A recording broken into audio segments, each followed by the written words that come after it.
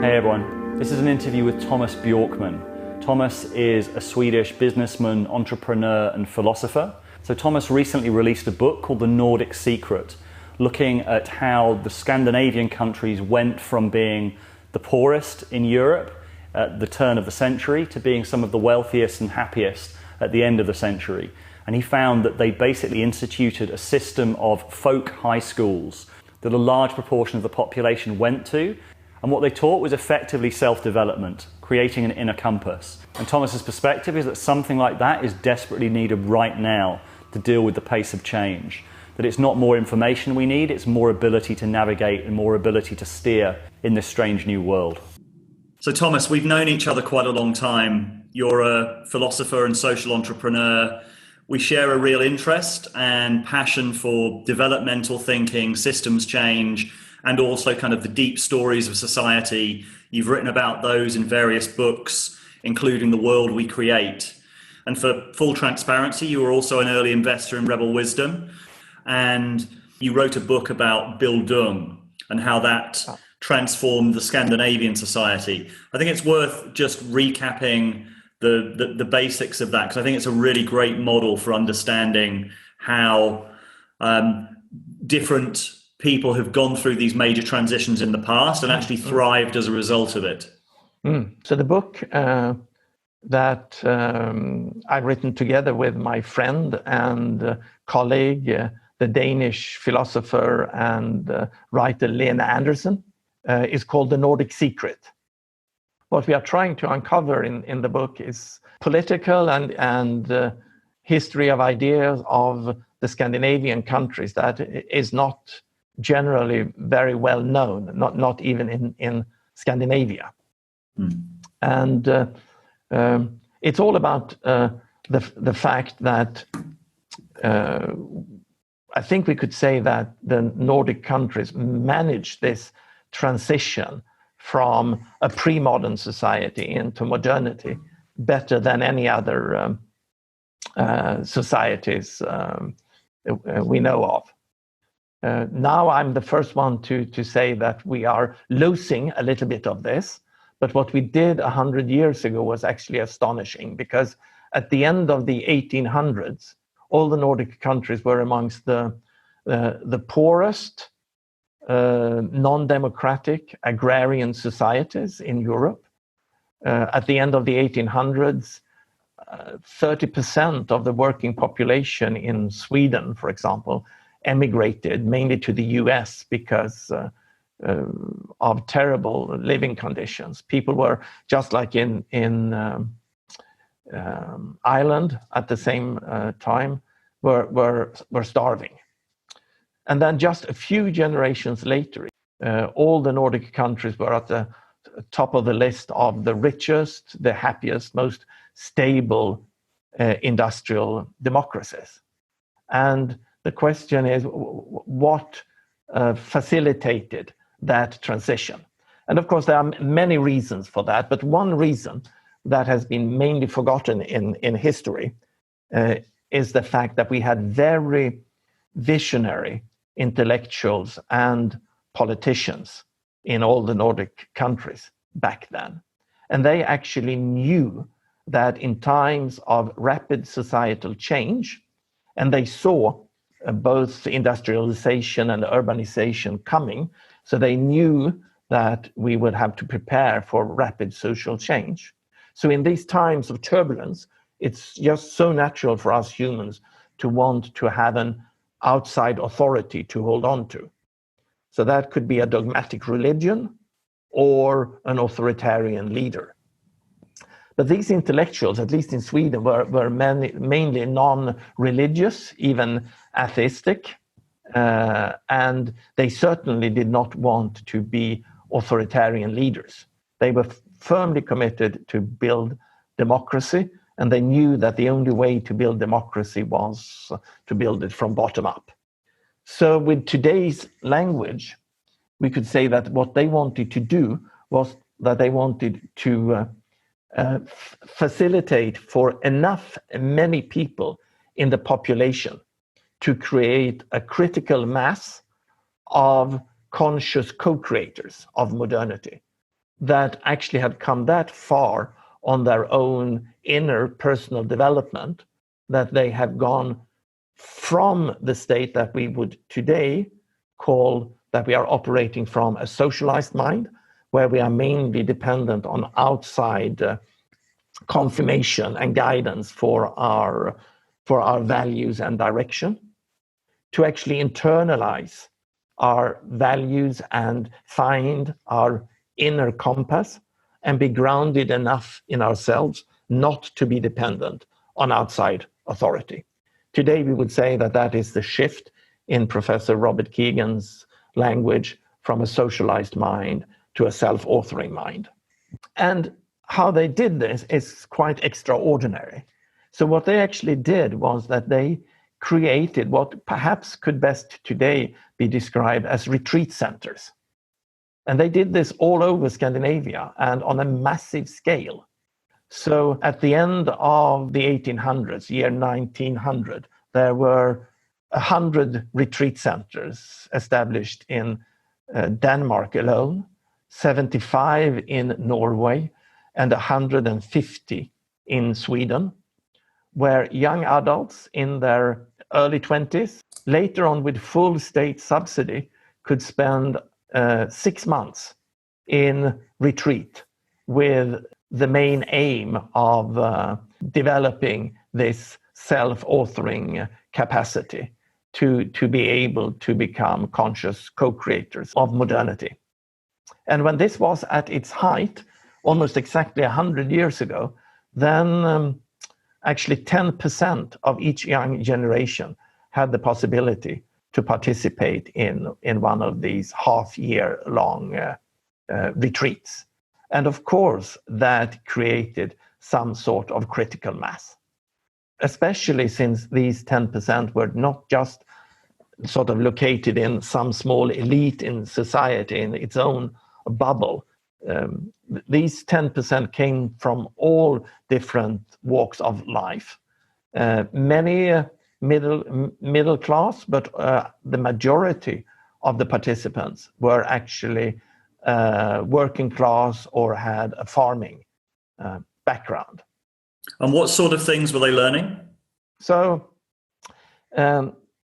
the thing about personal development, and you have yourself, David, spoken many times on this channel about personal development and how you cannot really learn personal development, that you have to go through this sort of embodied experience, either planned in a retreat or something, or just what is happening to you in life. It might be that you hit difficult circumstances in the middle of your life, a difficult divorce, your parents die, you might have a bankruptcy or something like that, and you really have a need to start to question your fundamental assumptions. What they did there was not so much learning. It was more trying to give the participants an embodied experience. So these centers, they were called folk high schools. They were fairly small. They had a live-in community of about 40, 50, 60 participants, were often out in nature. There was a lot of reading, was a lot of singing, a lot of experiencing nature. But perhaps the most important part was to create a safe environment where you could actually have authentic discussions about anything in life. So that was really the methodology. And I guess that is not so different from what we are doing today at personal development retreats, even if we do not today have the luxury usually to be able to spend 6 months in retreat.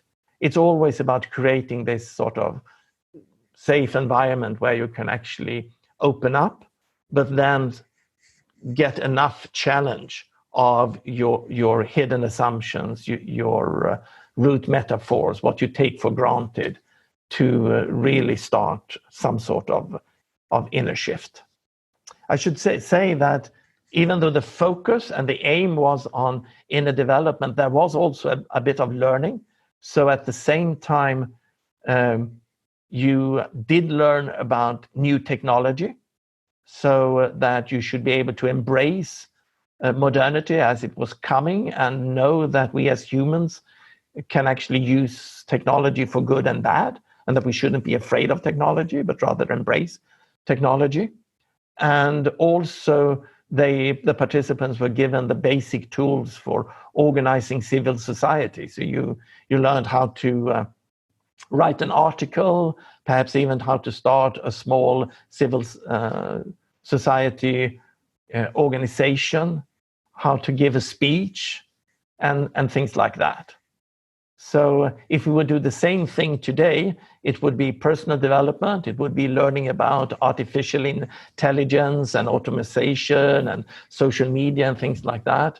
And it would also be, how do you do a YouTube video, how you, to argue for your case, and how do you make a video go viral on social media and things like that. So it was really a broad and deep program. Mm. And one thing, of course, one could ask is, so where did these ideas come from? And the interesting thing is that these ideas came from the German idealist philosophers that wrote in the beginning of the 1800s. So philosophers like Goethe, Schiller, Herder, von Humboldt, Hegel. These philosophers were all read in German original by the intellectuals in Sweden, because back then German was the first foreign language and the academic language. And of course, these philosophers, they all reacted against the Enlightenment philosophers' view of our mind as a rational machine. So they said that, no, our mind is not a rational machine. Our mind is actually an organic, developing system. And the mind is not just located in our brain. Our mind is embodied in the totality of our bodies and embedded in societal culture and under the development throughout life. And this developmental process, they gave the German name Bildung. And they were quite specific on how one could facilitate this Bildung process. And the steps of consciousness development that, for example, Schiller and Goethe wrote explicitly about is very, very similar to what developmental psychologists today at Harvard University and other places are finding empirically that we as humans are capable of going through, given the right environment. So one could say that the Nordic countries were really ahead of the time 100 years ago. But as I said, we are losing it a bit now, and we have actually, in all the Scandinavian countries, completely forgotten about this, because after the Second World War, we changed worldview, and we stopped reading the German philosophers. We turned to the Anglo-Saxon world. We turned to Oxford and Cambridge and Harvard.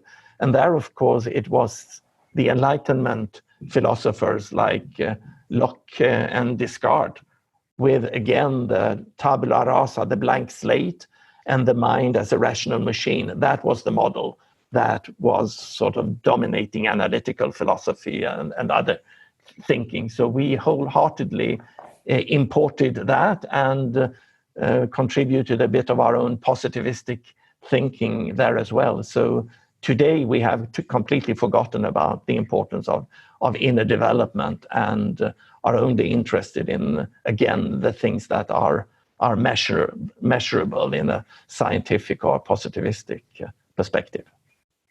Cool. Was there anything that we missed so far, Thomas?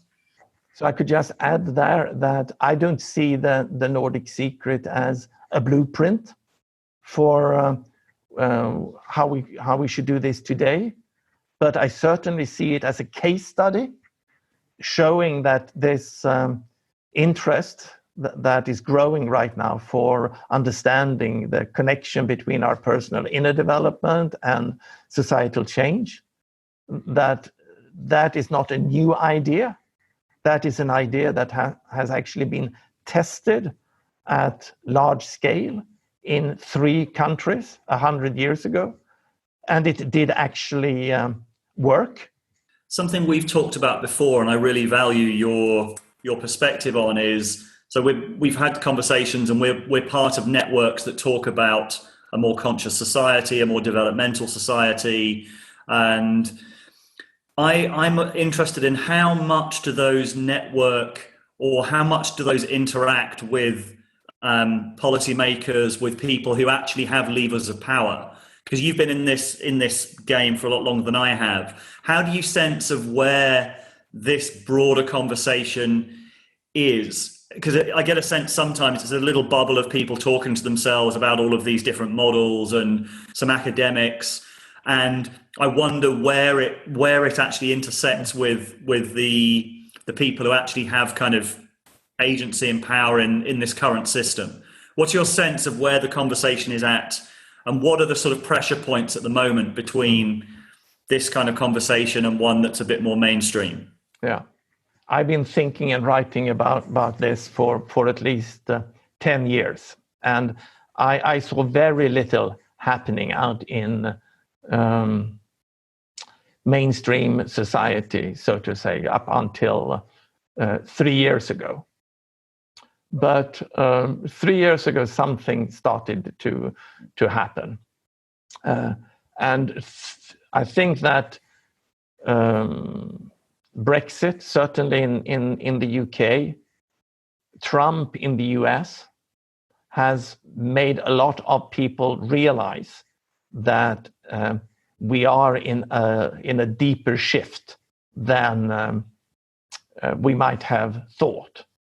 And up until 3 years ago, in any of these circles, whether you talk about financial circles, or I'm engaged in the think tank Club of Rome, or in political circles, the main thinking there was something along the line that it is a bumpy road, but we have democracy and we have the market.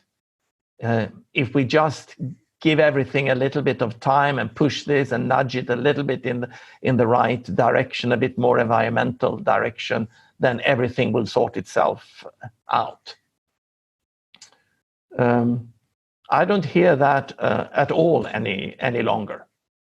I think there are more and more people in these circles are starting to wake up to the fact that the market, at least in its present implementation, and democracy, at least again in its present implementation, with its high dependence and cohabitation with the commercial media and with campaign finance, that the present implementation of democracy does not actually work, and that we will have to somehow look deeper into society than we thought before.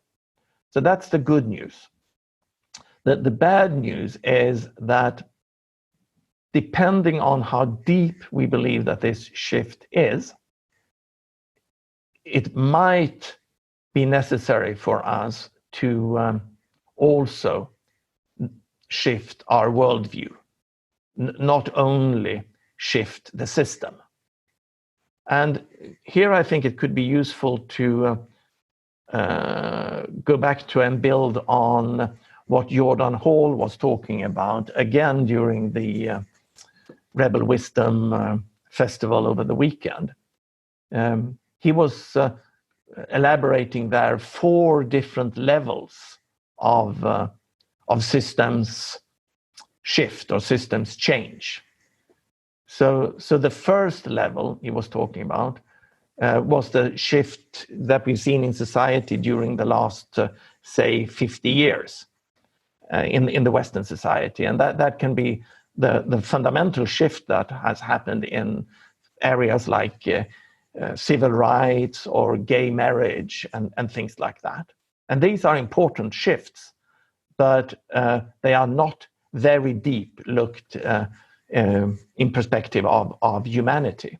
So if we call that level 1 shift, then level 2 would be something like the shift during the Industrial Revolution, where the whole world system more or less shifted.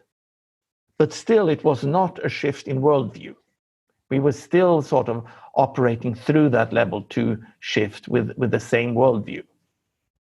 So then level 3, as Jordan pointed out, that could be then the Enlightenment, as I mentioned before, when we 250 years ago say, really both changed the system. We went from the feudal world system into a market-based system. And we went from a religious dogmatic worldview into a scientific rational worldview. And that could sort of be a level 3 shift. But then we all have deeper levels. So a level 4 shift, that could be, and I think Jordan was mentioning the Roman Empire, the end of the Roman Empire. I think better might be to talk about the axial shift that both Jon Verweke and Jordan Peterson has been lecturing about, how important that shift was for humanity, when we essentially left our hunter-gatherer society, the society that our genes have evolved to be fitted with instincts to navigate, and to, through written language and through the large religions, create a new worldview, but also social imaginary that made it possible for us to live in cities with tens of thousands of strangers and to even form empires. So a level 4 shift would be the axial age shift, 2,500 years ago. And then to Jordan's 4 levels, I would want to add a 5th level, because Daniel Schmachtenberger has, in a few interviews on Rebel Wisdom, been talking about that he believes that the shift that we are facing now could be on the level of the shift in evolution, in biological evolution, when we went from single cell organisms to multiple cell organisms. And of course, what change, depending on how deep do we think that this change that we are facing is, then of course the demand on consciousness development, shift in the collective imaginary, and all of that will be very, very different. But I think that I agree with Daniel that humanity is now facing possibly a level 5 shift. I certainly believe that we are right now facing one of those phase shifts. The main question for me is how deep that shift might be. I believe that it is at least a level 3 shift, meaning that it is a shift of equal magnitude as the shift from a medieval society to modern society, the shift during the Enlightenment. That will both mean that we will totally have to rebuild our society, but also at the same time shift our worldview. I think that the deeper the shift we are going through, the deeper we have to look into ourselves, into society, but also back into history. And that is why deep history is becoming so popular. Yuval Harari, Sapiens, or David Christian, Maps of Times, for example, but also deep psychology and deep sociology. The deeper the shift, the deeper we have to look into ourselves, into society, and back into history.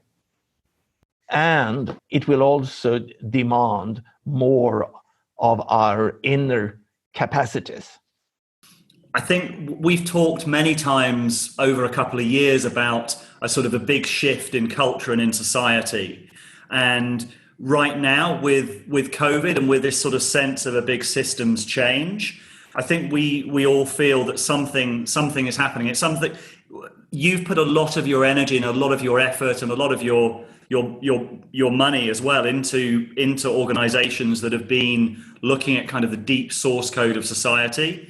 But I really want to hear from you, because I think you bring this really interesting mix of philosophy and really deep understanding with a very practical understanding as well. You're an entrepreneur, you're a businessman, you're not an academic who gets kind of lost in abstractions. So where is your sense of where we're at right now in terms of this shift? Well, perhaps I should then start at the end and at the beginning and talk a little bit about a concept that I think this discussion that is going on right now in the channel and in the world could benefit from, and that is the sociological concept of collective imaginaries. Just like you have done in the channel, you have looked at psychology and you have looked at deep psychology. You have brought in the concepts and the perspectives of Jungian psychology, and that's really deep psychology. And also Jordan B. Peterson has been advocating our need to go beyond the more shallow everyday psychology that has dominated academia for the last perhaps 50 years and look even deeper into ourselves. In the same way, I think we need to also go back a little bit in the history of sociology and look into something that might be called deep sociology. And looking into the very mythopoetical foundation of our society. So Charles Eisenstein recently wrote a Medium article where he argued that the myth of separation is holding us right now in a grip. So the book I wrote out of banking was called The Market Myth. So I also had the same sort of answer as Charles, that what is holding society in a grip is actually a myth. And sociology and deep sociology is actually studying how these deep myths of society is creating what some sociologists, like the very famous social scientist Charles Taylor, calls in his book from, I think it's 2004, the Modern Social Imaginaries is the book called. And so he gives this the name, the social imaginaries. The French-Canadian sociologist Gerard Bouchard, in his book, Social Myths and Collective Imaginaries, from just a few years ago, he really connects this concept of these deep, fundamental societal myths that every society has, whether the society is aware of it or not, with this concept of the collective imaginary. So then what is this collective imaginary? Well, it is something that is even deeper than what we usually mean by, for example, ideology. So ideology, we are at least partially aware of. But these collective imaginaries, the major part of them, we are totally unaware of. But still, they form our society in an unconscious way, just like our own individual deep unconscious is forming the way that we act, the social imaginaries are forming the way a society acts. And this can sound very, very abstract, but I think it might be clearer if I give an example. So a good example of a social imaginary is actually money. And if we look at money from an individual perspective, in the modern world, we are equally, one could argue that we as individuals are equally dependent on air or oxygen and on money. To live in the modern world, we need air to breathe, and we need money to survive. But if we look at a collective level, there is an important difference between money and oxygen, because if we even if we collected all humans and collectively decided that we do not want to be dependent on oxygen, we couldn't do anything about that natural dependence. But of course, if we gathered all of humanity or even everyone in a nation state, and we decided that we wanted to have another way of allocating the goods in society than using money, then money could be gone tomorrow. And this sort of very fundamental difference between concepts like natural concepts like air and oxygen and socially constructed things, that is really the important learning from the concept of collective imaginaries. And as they are so different, one could even say that oxygen and money have different ontologies, to use a fancy word. So they are so fundamentally different. And because they are so fundamentally different, we also need different ways of understanding them. We need different approaches to them. And of course, one of the problems with the science of economy is that that science has for the last 100 years been using natural science as a model. And I found it much more useful as a financial entrepreneur to understand the market not as a natural phenomenon, trying to model it with natural science tool, as the neoclassical economic thinking does, but rather look at the market as a sociological phenomenon, as something that is socially constructed. And as it is socially constructed, it can actually be reconstructed by us humans. And that is a very, very fundamental insight. And is the idea of the social imaginary more than just the market? Yeah, no, I mean, this is everything. As I said, it's deeper than is actually captured in the terms like zeitgeist or ideology. It's more close to the popular term, the popular culture term, the matrix. That comes much, much closer to what we are talking about. The social imaginary is really, to us, like water is to the fish. We can't see it, but we are totally dependent on it.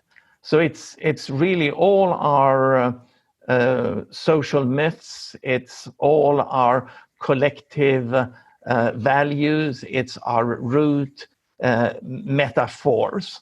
And we can't usually see this, but it is really when these social imaginaries become dysfunctional that we can start to capture a glimpse of them. So it's like the glitch in the matrix. It's through the glitch that we start to be aware of them, and especially when they are not serving our interests, either as individuals or collectively, when we sort of start to feel that there is this strong force in society that we don't know where it's coming from, but it's certainly not serving our interests, then it is probably the organizing, the orchestrating power of the collective imaginary that we are feeling.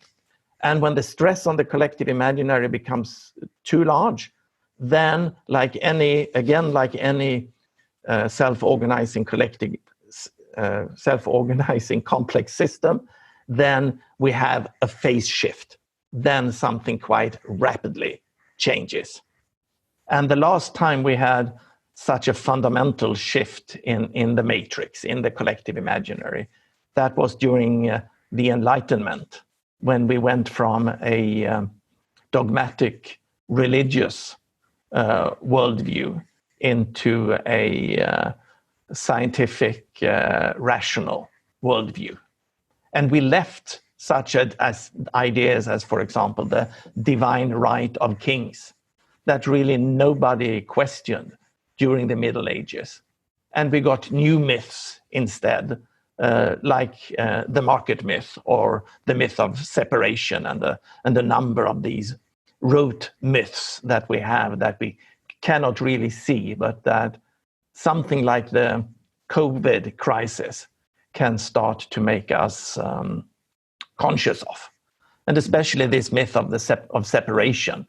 I think the COVID crisis has made many of us wake up to the fact that we are much, much more interdependent than we usually think we are.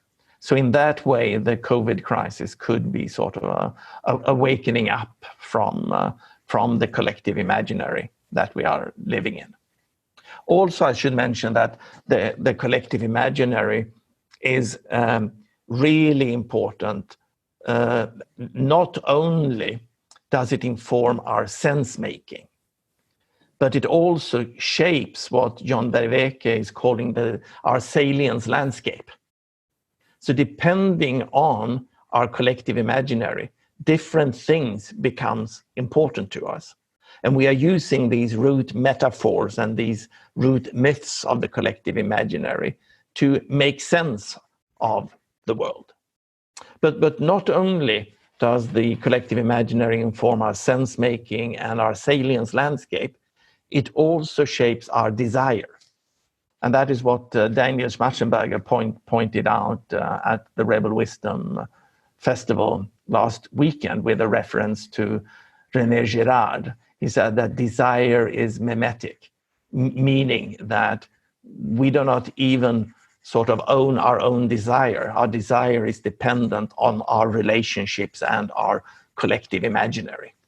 So these things are super important. And again, as they are to us like water is to the fish, it really demands an effort from us to start to see this collective imaginary. But once you have woken up to see it, then you start to see it everywhere. And I could almost point at a point where I, in a more embodied way, really became aware of this collective imaginary.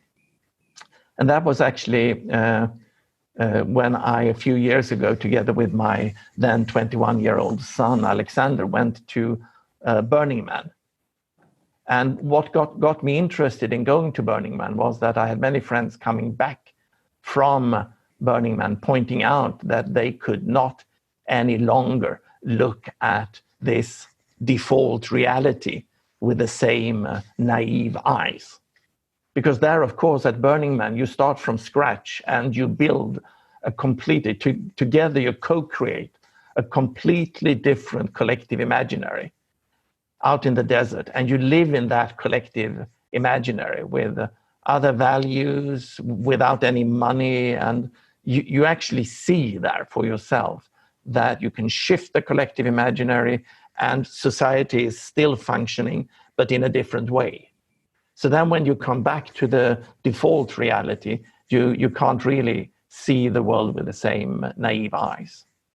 So I think it's good that more and more people are waking up to this concept, and that we are not only rediscovering deep psychology, but that we are also a bit rediscovering deep sociology. Yeah, there's a couple of thoughts that come to mind, or questions that come to mind, one of which is, where do you think we're at in terms of the COVID crisis? And the other question is, do you think people are becoming more aware of the nature of a collective imaginary because of the COVID crisis, because so many things we thought were set in stone about the way we're living have shifted on a daily basis?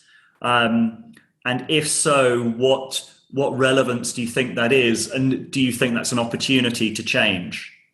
Yeah, certainly. I think that the COVID crisis makes more people wake up, not only to the myth of separation, but also starting to see the collective imaginary. The problem there is that we don't really have an everyday or popular name for these things that anthropologists and sociologists have been talking about for at least 50 years. And that is why I'm trying to champion the collective imaginary, the term of Gerard Bourgeard, as a good name for this matrix. And I don't think that we are perhaps waking up and all of a sudden that we see this collective imaginary, but we certainly get a feeling for that something is wrong. And I think that is what again, Charles Eisenstein was trying to convey in his Medium article, that a lot of people feel that something is wrong. And then it's just so natural for us humans to start to look at, so why do I feel this orchestrating power that is making things happen in a direction in society? What is this? And then again, it's just so natural for us humans to then ascribe some human agency to that. And of course, sometimes there is a human agency behind, of course, but in many, many cases, these orchestrating power is actually the power of our unconscious social imaginary acting and making things happen. And again, when these things seems to not be helpful, then of course you start to question this. So at least the COVID crisis is a starting point for bringing up the issue of our collective imaginary and how important it is to start to see it, but also to realize that it is a human construct and that we collectively can change it, and that we throughout history collectively, unconsciously most of the time, but sometimes consciously, have created it. So now it's time for us to be consciously aware of the collective imaginary and actually take responsibility for the collective imaginary. And again, you were asking that about postmodernism. Of course, this is actually a fundamentally postmodern insight, that we have in society these power structures, and that we need to look carefully into these power structures. Where postmodernism goes wrong sometimes, at least in its more extreme form, that is when some postmodernist philosophers claim that every aspect of the world is socially constructed. Even, for example, every single aspect of gender is socially constructed, and that even air and oxygen is socially constructed. No, of course not. You need to make a separation there and understand that sometimes you actually have to deal with nature and the constraints of nature as a starting point. And for example, we were talking before about the fact that we feel as individuals that we are equally dependent on oxygen and money, and that we can actually not do anything about oxygen, our dependency on oxygen, but we can do anything we want about the fact that we are dependent on money. Sometimes I feel like we understand the world exactly the opposite way, that we somehow believe that the planetary boundaries are up for negotiation, but that the market forces we just have to obey. When of course it's completely the opposite. And there the more extreme forms of postmodernist thinking has not been helpful. You really need to understand that we as humans are living in actually three worlds. And this is something that many philosophers throughout history has been pointing out. Ever since Plato, Karl Popper, certainly Jürgen Habermas and Ken Wilber, as you mentioned, they have all pointed out, and many others, that we as humans, we actually live in three worlds at the same time, where one is the natural world, the world of oxygen and gravitation. The next one is our inner world, the world of dreams and fantasies and values and meaning and purpose. And then the third world, that is the collective imaginary, the socially constructed world that has got its own ontology, something like between the natural world and our inner world. And one of the big problems with the way that we have throughout history understood our human predicament has been that we have, during most times of history, been relying on one of these three perspectives too heavily. So, for example, during the last hundreds of years, since the Enlightenment, the scientific worldview that is very strong when it comes to investigating the natural world has so completely dominated our understanding of the world that we are even trying, as I said before, to understand the socially constructed market as a natural phenomenon. And there, of course, postmodernism was a good critique of us too much relying on the scientific perspective of the natural world. But then again, when postmodernist thinking goes too far, then you go wrong there as well. And then even in some spiritual traditions, there has been a focus on the inner world, and in some cases, too much focus on the inner world, where you have perhaps the idea that the only thing that really matters, and perhaps the only thing that really exists, is your inner experience. But I would say no, that's not the case. Society is real, and society is causing real suffering. So if you are only concentrating on the inner world, you are missing important aspects of the world. So in our complex sense-making today, if I would give one recommendation, that would really be to try to start to see the world from at least these three different perspectives, and understand that we need different tools to understand the natural aspects of the human world, the inner aspects of the human world, including our consciousness and consciousness development, our potential for consciousness development, and then the socially constructed world, our collective imaginary, and try to hold all of those perspectives there at the same time.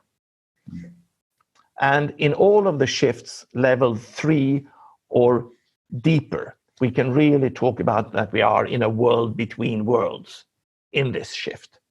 And John Vervaeke has pointed out that in shifts like that, we need new psychotechnologies to be able to develop new inner capacities.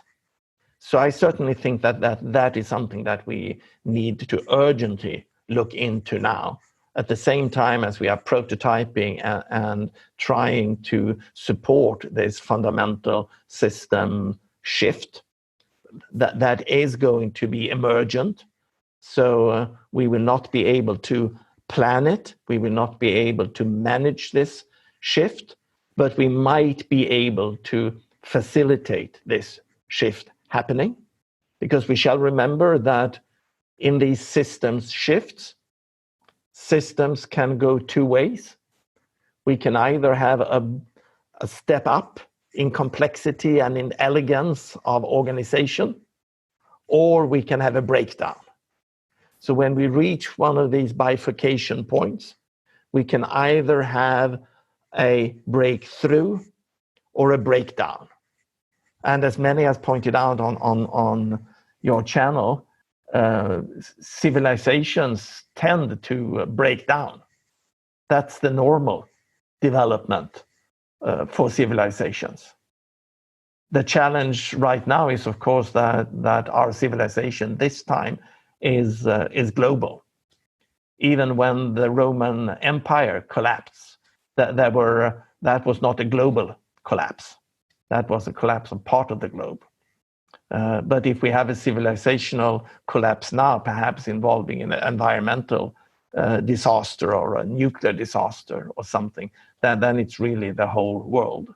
So we can't rely on the way that humanity has sort of managed these transitions before in a more or less trial and error manner. So this time we have to somehow do this consciously, even if we cannot plan it, and even if we cannot even see what the next civilization, so some people would call game B, what that implementation might actually look like. But we can facilitate it. And again, I agree with John Vervaeke that trying and experimenting with different psychotechnologies that will help us develop new capacities to both see the world, but also to relate to ourselves, relate to each other, relate to society, and relate to nature in deeper ways. That I think is at least a requisite for a successful transition. So I think that in this transition that we are facing now, that we don't know how deep it will be. I certainly think it will be at least a level 3 transition, and that we then again need to focus on inner development, developing the capacities to understand and to handle the world and to relate in deeper and more complex ways. And that is not just something that a few people in some sort of intellectual elite need to do. For this to shift to happen, a large part of the population actually needs to be able to hold this shift. So question is, how can we do that today? And there I want to mention one initiative that my foundation is involved with, together with the Nordic Foundation in Sweden, called 29K, 29k.org, which is a digital platform where we are trying to see if we can successfully use a digital platform to replicate some of these facilitation techniques and interventions that we have been using at the Oak Island, at the Ekfärret Retreat Center, and that has been used at retreat centers like Esalen for more than 50 years. If we can try to replicate that in a digital environment, that is of course scalable in a completely different way than these in real life retreats are. So I do think that real deep change, you do need the in real life experience, but you can certainly increase the interest and also do some work on a digital platform. We have to see how deep we will be able to go there. So far, what we have been trying there with, for example, these sharing circles through video sharing has actually proven to work very, very well.